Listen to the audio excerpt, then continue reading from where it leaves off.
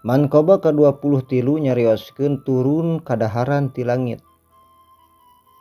Dicarioskeun waktos Said Abdul Qadir tapa 40 dinten. Anjeunna moal ngadahar sareng moal ngaleueut kadaharan dunya. Kajabi upami turun kadaharan ti langit sareng kajabi ti cai dina waktos boboran. Barang 2 dinten deui ka 40 dinten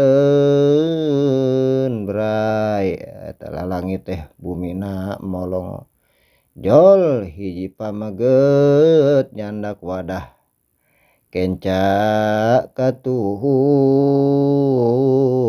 sareng pinuh ku rupa-rupa buah anu araneh teras diteundeun disanggakeun ka Said Abdul Qadir.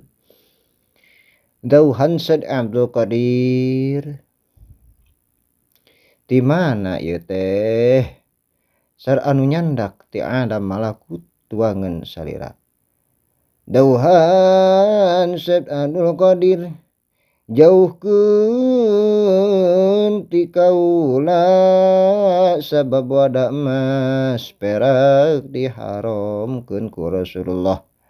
Teras eta wadah emas sareng perak duanana dicandak deui.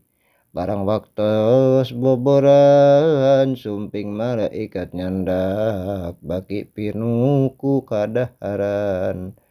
Saur eta malaikat, "He Abdul Qadir ieu pangjamu ti Gusti Allah."